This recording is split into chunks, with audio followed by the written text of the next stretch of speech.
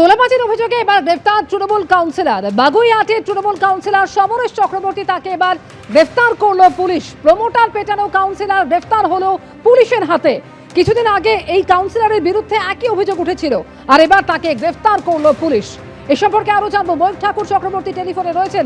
ময়ূক, আগেই অভিযোগ ছিল এই কাউন্সিলরের বিরুদ্ধে, এবারে ঠিক কোন অভিযোগের ভিত্তিতেই গ্রেফতারি?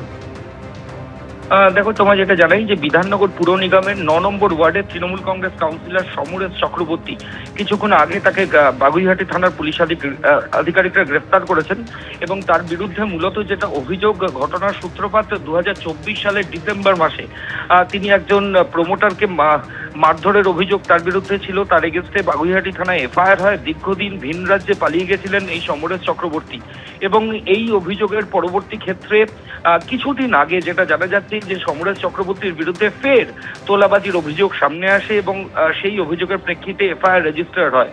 আজকে দুপুরবেলায় বিধাননগর পুর নিগমের ৯ নম্বর ওয়ার্ডের টিএমসি কাউন্সিলর সমরেশ চক্রবর্তী, তাকে পুলিশ আধিকারিকরা গ্রেফতার করেছেন। পুলিশের তরফ থেকে বলা হচ্ছে রিপিট অফেন্স, অর্থাৎ একই ধরনের অভিযোগ তার বিরুদ্ধে বারবার আসছে।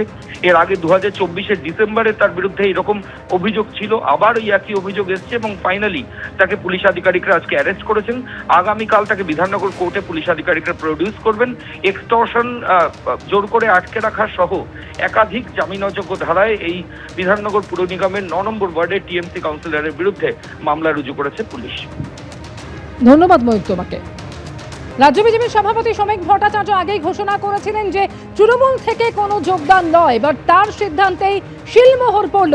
আগামী ৩ মাস রাজ্য বিজেপিতে কোনো রকম নতুন যোগদান নয়, তৃণমূলের অনুপ্রবেশ রুখতে কড়া নির্দেশ দিয়েছে বিজেপি নেতৃত্ব। শ্রমিক ভট্টাচার্যের সিদ্ধান্তে শিলমোহর সুনীল বানসালের।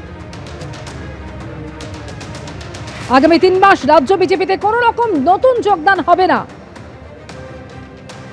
টেলিফোনে রয়েছেন আমাদের সঙ্গে প্রতিনিধি শিবাশিস মৌলিক। শিবাশিস, কি সিদ্ধান্ত হয়েছে? দেখো, এর আগে শ্রমিক ভট্টাচার্য ইঙ্গিত দিয়েছিলেন যে এখন বিজেপিতে কোনো যোগদান চলবে না। আজ কেন্দ্রীয় নেতৃত্বের তরফ থেকে সুনীল বানসাল, কেন্দ্রীয় সাধারণ সম্পাদক, যিনি এই মুহূর্তে বঙ্গ বিজেপির কেন্দ্রীয় পর্যবেক্ষক, সুনীল বানসালের সঙ্গে বঙ্গ বিজেপির তরফ থেকে একটি বৈঠক আয়োজন করা হয়েছিল, যেখানে জেলা নেতৃত্ব, বিভিন্ন জেলা ৪৩টি সাংগঠনিক জেলা নেতৃত্ব তারা উপস্থিত ছিলেন। তাদেরকে বার্তা দেওয়া হয়েছে শ্রমিক ভট্টাচার্য এবং সুনীল বানসালের পক্ষ থেকে, আগামী ৩ মাস বিজেপিতে কোথাও কোনো জয়নিং চলবে না, অর্থাৎ যোগদান আপাতত বন্ধ। কারণ কোট আনকোট তৎকাল বিজেপি হিসেবে গণনার দিন থেকেই দেখা যাচ্ছিল কিছু মানুষ তারা গেরুয়া আবির মেখে তারা বিভিন্ন জায়গায় বিভিন্ন ধরনের বিতর্কিত বিষয় জড়িয়ে পড়ছিলেন। বিভিন্ন জায়গায় পার্টি অফিস দখল থেকে শুরু করে বিভিন্ন ইউনিয়ন নতুন তৈরি করা, এই ধরনের অভিযোগ উঠে আসছিল। এই ধরনের অভিযোগ আশায় কাউকে রেয়াত করা হবে না, এমনকি সাসপেন্ড পর্যন্ত করা হতে পারে, এই বার্তা দিয়েছেন সুনীল বানসাল। এবং আগামী ৩ মাস কোথাও কোনো যোগদান চলবে না, এমনটাই কিন্তু আপাতত বঙ্গ বিজেপির সিদ্ধান্ত জানিয়ে দেওয়া হয়েছে বিভিন্ন জেলা নেতৃত্বকে। বিভিন্ন সাংগঠনিক জেলাতে ১০-১২ জনের একটি শৃঙ্খলা রক্ষা কমিটি করা হবে।